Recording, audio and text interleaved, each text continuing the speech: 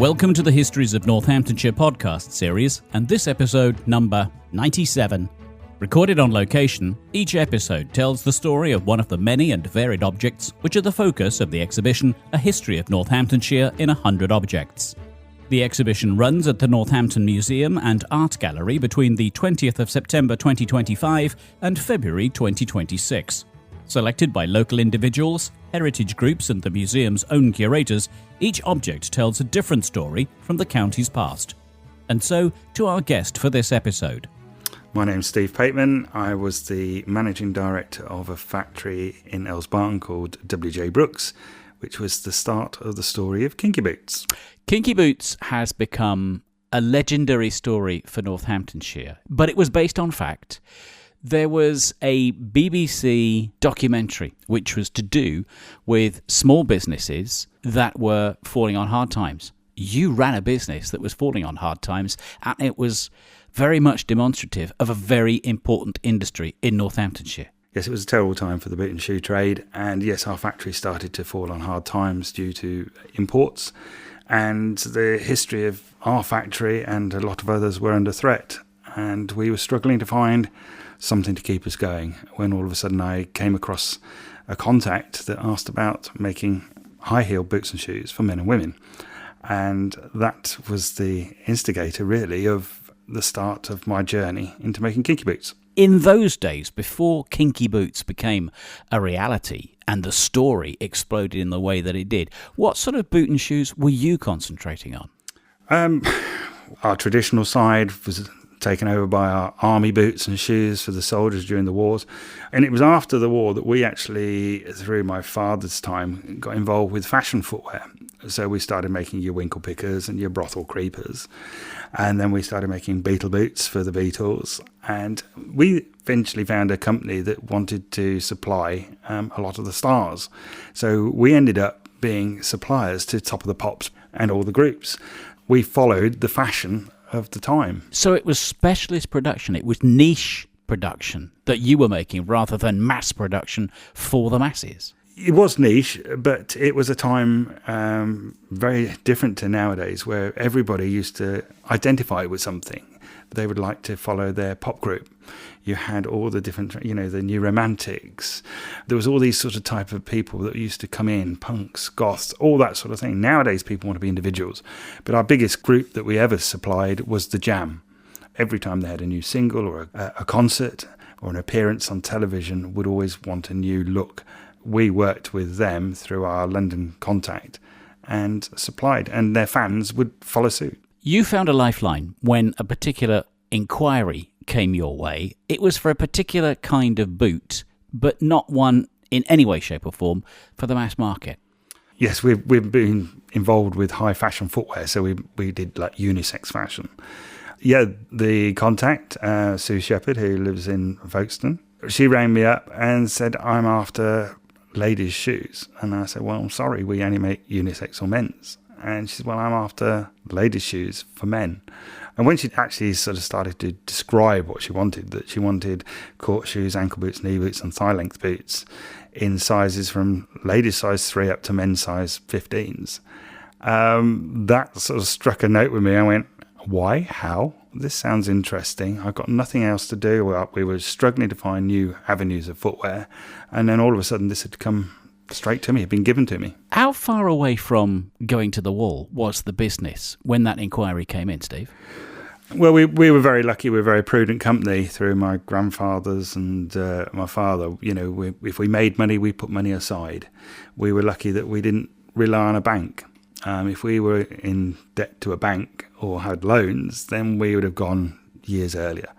Unfortunately, you look to the point of a local business trying to keep local people employed in a local village. It was one of those things that we wanted to do, just to keep people employed. So we used our reserves to try and weather another storm. To take the largest size and to take it to its extremes, thigh-high boots in patent red leather for a man wearing size 15 boots isn't just a question of fashioning a piece of leather around a foot, an ankle, a calf and a thigh. engineering came into this. You had a real problem to overcome before you could offer something for sale. Yeah, I mean, I was extremely lucky because having come into this brand new, I could ask all the questions of my customer. I said, well, what are the problems? Why, what do people want? Why do they want another supplier? And basically, as you were just saying, yeah, the boots were made for ladies. They weren't actually looked at in a structural sort of way. And when you're starting something new like we were, I could start from the foundation upwards. I can't take all the credit, but yes, we looked at every part of the shoe and said, well, why is this failing? And then we'd look at it and go, that's the reason it's failing, so we need to strengthen it. You had to go through the research and design. What was the effect on that particular market that wanted you to produce that particular range of shoes once they were available? Did it save the business, or was it a question of staving off the inevitable?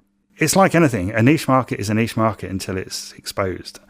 And of course, our niche market became exposed probably quicker than I anticipated. On the back of this story, I did an article for the Financial Times. And they were ringing around shoe manufacturers and clothing manufacturers saying, what the hell is going on with our industries? And being a little bit vocal, I said, it's because we can't compete against the imports. And the guy on the interview from the Financial Times said, well, what are you doing? And I said, well, we've got a last-ditch effort of making Kinky Boots for men and women. And that appeared in the article. From there, the television company, Trouble at the Top, picked up the story and said, can we follow you for 9 months and make a documentary? We were only meant to be number 3 in the series, but after the way it was filmed and how the interaction where I was modelling the boots and shaving my legs to here in the photographs, we went from number 3 to the lead programme. And of course, when you're the lead programme, you get all the press and the publicity. A programme like that would normally take 1.25 million viewers. Ours took over 5 million on that opening night, and that was on BBC Two on a Wednesday night in mid-February at 9:40 in the evening. So who says that Kinky Boots don't sell? The business made the product. The business is of you and of your family. It also made you a celebrity at whatever level. Were you prepared for that level of media interest and, dare I say it, intrusion? Because it's now followed you ever since. My first thought was, it's a Trouble at the Top programme. I've never really heard of it. It's a business programme. It goes out on BBC Two at 9:50 on a February night. Nobody will watch it. How wrong can you be? It struck a chord. The British public love a story where it's a British guy who's trying to make his family business survive and will do pretty much anything to keep the history going. So that struck a chord with the public. But yeah, I mean, all of a sudden, I remember it vividly. I was down in London for the night when they launched the programme, and I had to do an interview for the BBC. I couldn't believe the next morning, after having watched the programme, coming back through the tube from London and then on from St Pancras to Wellingborough, people actually stopping and looking at me. And some people would come up and go, "You're Steve Pateman." I went, "Yeah, how do you know?" He said, "Oh, you were on telly last night. I went, "You're the Kinky Boot Man."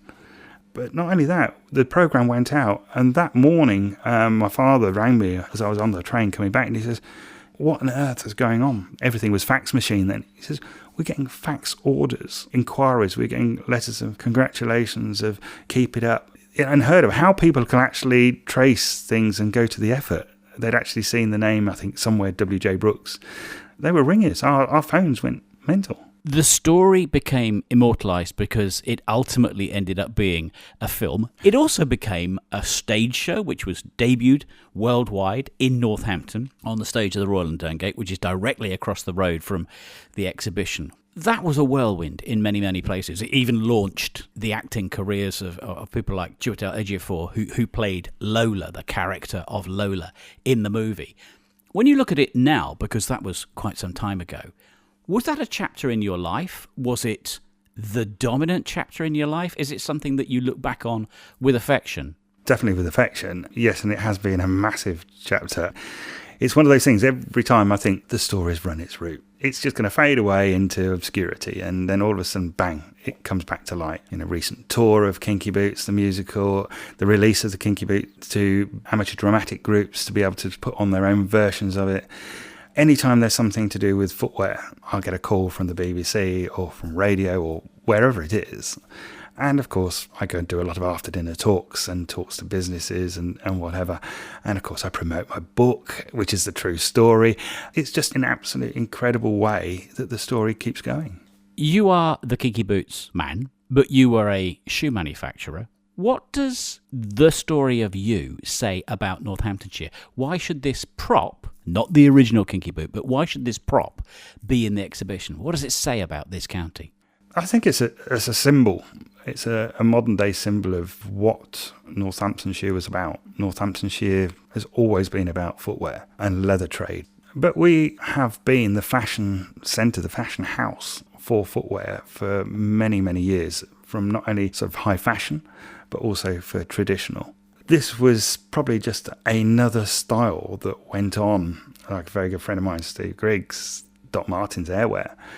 His boot is synonymous with Northamptonshire. And same as Kinky Boots now.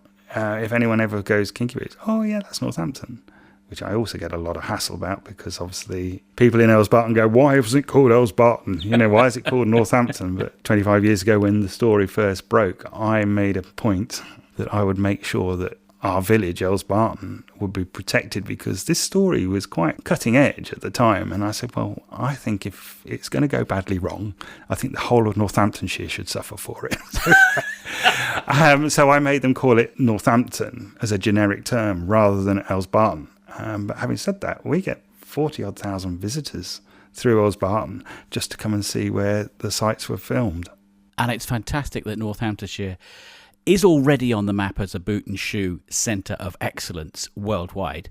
Beyond that, it's fascinating and fabulous that the Kinky Boots story, the W.J. Brooks story, lives through film, through musical, through your book, and dare I say it, through you too as well. Steve, it's been wonderful to hear from you.